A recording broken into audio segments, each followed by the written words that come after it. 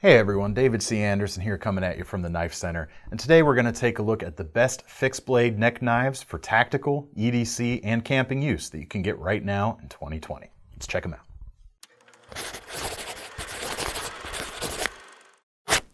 So if you've never carried a neck knife before, there are some good reasons why you might want to consider it.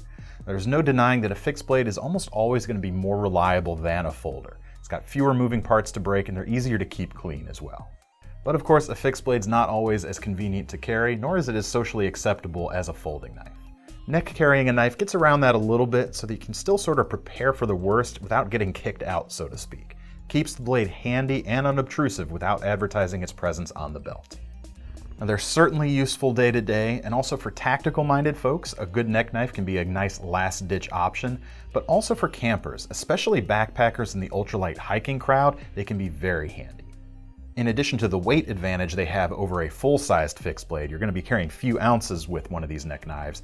If you're already wearing a pack that has a nice hip belt, sometimes that can limit what gear you can strap onto or access on your belt, and a neck knife really shines there. All right, let's check out some of the great options, and I'm going to start with an EDC utility design, the CRKT Foltz Minimalist. These are small and affordable, right around 25 bucks, and they're very unobtrusive to carry. Got a nice snap-in sheath that acts kind of like Kydex, as well as an included paracord lanyard with a nice slide lock.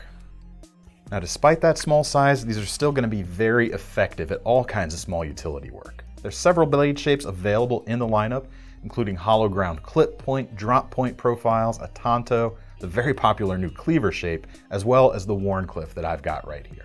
It's got roughly 2 inches of sharpness here, made from 5CR15 MOV steel. It's nothing too noteworthy in terms of edge retention, but it sharpens very easily and it's highly stain resistant, which is important for a knife that's going to sit next to your skin for hours at a time. That pointy profile of this Wharncliffe especially is going to be great at opening up packages or boxes. Would even be good on a keychain too if you prefer to carry it there. I also have the new Bowie Gears version right here.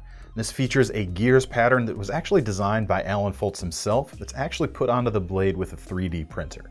It features what they call their Bowie profile, which is really just a clip point shape, and in addition to utility, I bet this one would make a really great small hunting knife.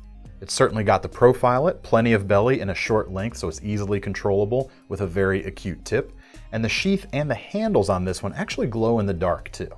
And the handles clearly are the most striking feature of any of these knives, with these 3 prominent finger grooves. It's a small handle, but even my big fingers fit in there very nicely, and it makes the grip absolutely rock solid, despite the overall small size. And that's further enhanced by the braided lanyard that comes standard on these knives that even gives your pinky something to grab onto. These knives are very effective little utility knives, and like I said, they're nice and cheap at just over 25 bucks. It's a great way to dip your feet into the neck knife world and still get a very worthwhile design in the process. All right, this next knife is inspired by the Kiradashi shape, which is a traditional Japanese carpentry knife used for wood carving and marking. This is the AVIVA Kiri EBC. It translates that blade style very nicely into a great little utility knife. This knife is slightly more money, comes in right around 40 bucks right now, but you are going to get a bit more edge retention too. It's made with 9CR18 MOV stainless, which should give you performance roughly equivalent to 440C. And you've got stonewashed and black stonewashed finishes available. The standard stonewash especially is great for hiding scratches from using the knife, and both of these finishes help to kind of up the corrosion resistance of the steel a little bit further as well. The edge itself is about 1 3/4 of an inch long, and the grind is nice and stout. It's not exactly a slicer per se, but it should have the strength for tougher cuts that you may not want to attack with a lesser knife. The handle itself is designed pretty smartly. It's skeletonized for weight reduction, which is something you see quite often on a neck knife, and that also helps it to carry nice and flat.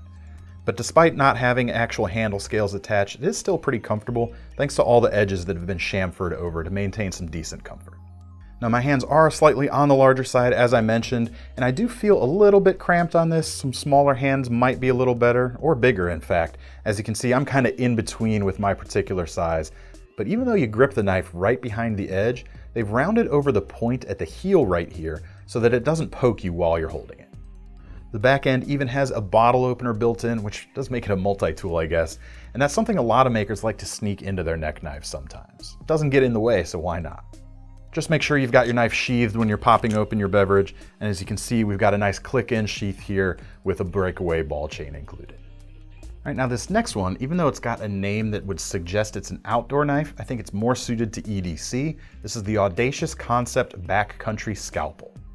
This is a more premium knife. It comes in at $140 right now and sports S35 VN stainless steel, which is a definite step up in edge retention over the first two knives we looked at. The blade itself is smaller with about 1.5 inches of edge, and they call it a Wharncliffe on their website, but I'd say it's a bit more of a sheep's foot profile. But I really like that they give you plenty of handle to grip onto, which makes that short blade very usable. It's not fiddly to hold onto whatsoever. One of the premium treatments that you see here that we haven't seen yet are the handle edges are completely crowned everywhere you might grip it. It's about as comfortable as you can ever hope to get on a skeletonized neck knife. It means you can really bear down when you're cutting and get the most out of that short edge.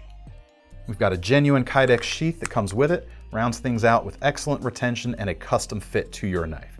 Doesn't come with any neck or belt hardware included though, so keep that in mind.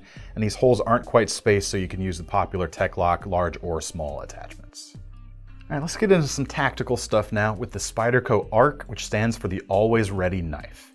Now, this was made initially for soldiers in Afghanistan who were being assaulted in the showers of all places, and the Arc was designed to be carried even there. To that end, we see Spyderco's H1 blade steel, really the pinnacle of stainlessness. This is a virtually rust-proof steel, and it still offers decent edge holding as well. And the deeply curved clip point shape comes to a very sharp point. You can get it with a plain edge or with the full serrations that you see here for even more aggressive cutting. Now the handles here are purpose-driven as well. We've got Spyderco's bidirectional FRN molded directly onto the tang. Provides an insane amount of grip, even when things are wet or slippery, and it also negates the need to have any sort of handle fasteners, which could corrode over time. Now the injection molded polymer sheath also backs up the mission very nicely. You see you can have a tab here that lets you release the pressure and draw the knife, and we've got a breakaway ball chain that's supplied for neck carry right out of the box. As the name would suggest, it will break away under a lot of pressure, which means you can't turn it against the wearer as a choking device. Now, despite the niche mission of this knife, I think the Arc is going to be a useful tool in pretty much any walk of life. And you've got to salute Spyderco for taking on such a specialized mission knife and putting it into production. It can all be had for less than $75 right now too, which is pretty cool. All right, this next knife actually has a bit of crossover appeal. In addition to the tactical and military uses, the Becker BK11, or the Becker Necker as it's called sometimes, has a classic 3¼ inch drop point shape that lets it work well for outdoor and EDC stuff as well. Like all Becker knives, this is actually built by K-Bar up in New York, and it features a tough 1095 CV carbon steel blade that can withstand some heavy abuse. Now, if you're worried about the carbon steel rusting, the powder coating that this knife comes with should keep that at bay, except of course at the edge and the laser marked logo, and they should be pretty easy to care for though. The handle is kind of a 3½ finger length again. It comes with a bit of a trick at the back, with this cutout design that works not only as a bottle opener, but also as a wire and fence breaker. Now, there's a few holes drilled in the tang as well. It makes it very conducive to doing your very own paracord wrap if you want to. Adds a little bit more thickness and softens the edges of the steel for a little more comfort as well, although the coating already does help with that last bit just a little. And if you do want more to grab onto, there is a nice set of bolt-on micarta scales that are comfortable and very easy to install. Now the hard plastic sheath that comes with the BK11 has a few options for more than just neck carry as well. You can certainly string paracord through the holes yourself and create your own belt loops, or you can add K-Bar's TDI belt clip for easy on and off the belt action when you want it. All this American-made quality comes in at a very reasonable $50 at this point in time. Now a closely related knife is the Becker BK14, which takes the blade from the BK11 and marries it to the more neutral handle from this next knife, the ESEE Azula, also made right here in America. The Azula also has some similar crossover appeal as the BK11, but in my mind it leans a little bit less tactical and more outdoor and EDC. Most of them are 1095 carbon steel with a powder coating, and you can get a handful of color options, not just the black like the Becker, and those start at about $60, but this one is actually one of ESEE's stainless options, coming in at $75. You've got 440C steel with a nice stone-washed finish, and an edge itself of just under 3 inches. Now the edges on the handle have all been softened so they're pretty comfortable, but like the Becker, you can easily paracord wrap the handles, as well as purchase handle scales separately if you want to, and you've got micarta or G10 options in this case. The ESEE Azula 2 is also an option, which has the same blade you see here on the Azula 1, with slightly longer handles, and those come with micarta installed right out of the box. Now there's a neat trick that you see with the Azula, and especially the Azula 2, in terms of its handle to blade interaction. You've got a lot of belly on this blade, which can sometimes impact the usability of the tip, but because that blade angles down, they still manage to keep the tip more or less along the center line. This makes it easier to do delicate tip work while still leaving plenty of edge at the belly for even larger skinning and hunting jobs. The Azula's sheath is hard plastic, and it will fit in there just fine even if you've included the handle scales. It comes with a clip plate, which you can use to kind of remove it on and off your belt at will, but if you want a little bit more security, these holes will fit a standard Tech Lock attachment. Now if this design doesn't speak for itself, which I think it does, ESEE also has pretty much the best warranty in the business. It's a lifetime, no questions asked warranty. If they've got that kind of confidence in the product, let's just say that you're not going to have to worry about using this knife. All right, next we've got a bushcraft neck knife, the Mora Elders. Now the Nordic peoples actually have a pretty long history with neck knives. As I've come to understand it, they could use the knife in an emergency as a pick to help pull them up if they were to fall through the ice. And neck carry is certainly going to be easier to access in such a situation than a belt knife. Now the Elders here is a great design, and of everything we've seen so far, it's definitely the best whittling and wood crafting knife, thanks to the palm-filling synthetic handle with this nice barrel shape that lends itself to hours of wood carving with a lot of comfort. I've got the orange version here. It's kind of a burnt orange around the edges. It's going to be highly visible outdoors, as is the blue option you can get, but they've also got green, tan, black, and red. I think that's all. Blade itself, just under 2¼ inches long, and it's made from Sandvik's 12C27 stainless steel. It's nice and tough, it's easy to maintain, and you can get a real fine edge on it very easily. It features a Scandi grind, which is again great for working wood, but they've scalloped the shoulders here away near the belly. It makes it a little more efficient for general purpose tasks as well as some slicing. The sheath itself matches the color, it's hard plastic, and it clicks into place very easily. And you've got holes here at the top for the lanyard to go through to carry inverted around the neck. In this configuration, the Elders comes in at about 25 bucks, but for a little bit more at the $40 price point, that package adds a few extra things.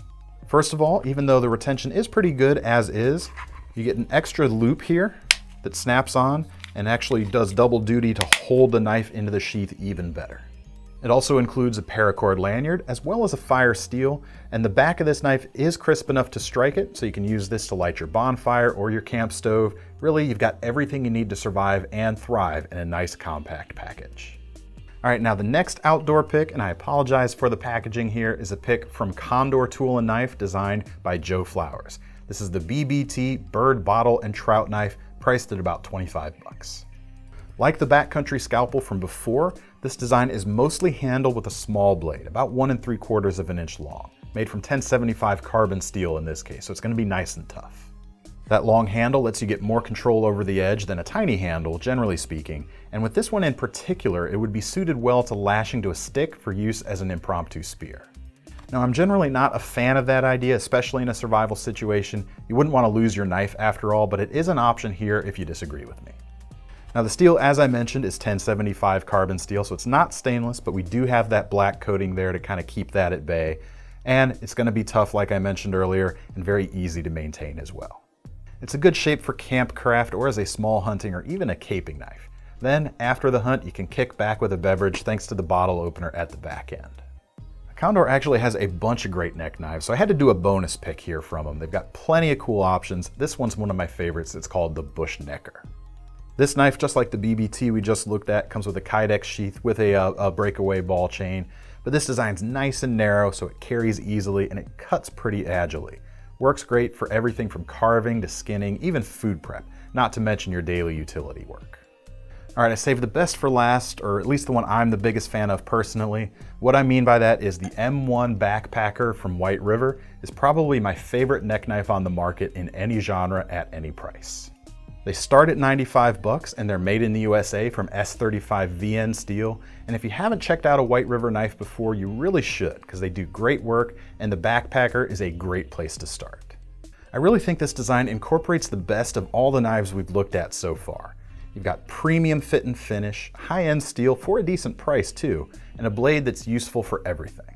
This is going to work as an outdoor, camping, or hunting knife, great for EDC and utility, and with that nice big finger guard there, it's even going to work well for tactical roles, especially if you go with the black coated version.